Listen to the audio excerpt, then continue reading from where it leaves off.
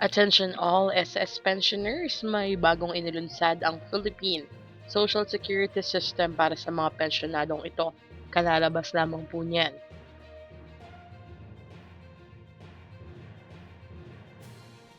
Magandang araw po sa ating manonood. Inanunsyo po ng Social Security System na maaari nang makumpleto ng mga kwalipikadong pensioner ang kanilang annual confirmation of pensioners or ACOP sa pamamagitan nitong bagong facial authentication, isang mas mabilis at mas maginhawang online na paraan na pag-verify.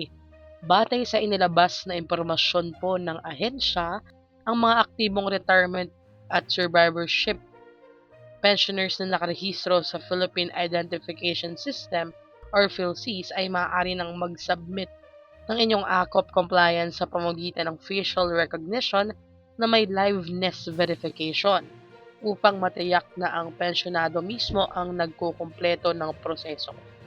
Sa bagong sistemang ito, hindi na kailangang personal na pumunta sa tanggapan ng SSS ang ilang pensioner. Kailangan lamang nilang bisitahin ang opisyal na website ng SSS at i-click ang Submit ACOP Compliance na option kung saan susundan ang mga hakbang para sa facial authentication.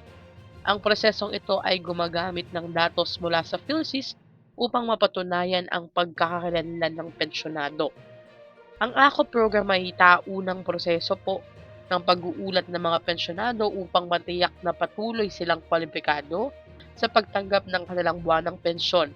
Layunin nitong maiwasan ang maling pagbabayad ng benepisyo at matiyak na ang mga benepisyaryo ay buhay at karapat-dapat pa ring tumanggap ng pensyon.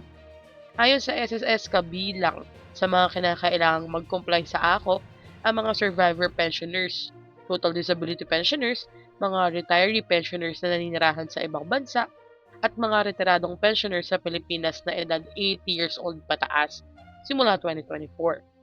Hinihikayat ng SSS ang mga pensyonado na gamitin ang bagong digital na paraan upang mas mapadali ang inyong ACOP compliance at maiwasan ang pagkaantala o posibleng suspensyon ng inyong pensyon. Para sa karagdagang impormasyon at gabay sa proseso, maaari pong bisitahin ang official na website ng SSS at ilalagay ko rin po ang link na ito sa comment section.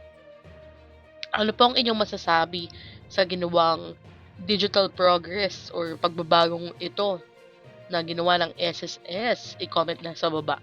Hanggang dito na lamang po muna. Ito ang Just Infos and Updates. Like, share, and subscribe para kayo ay updated. God bless po and have a nice day.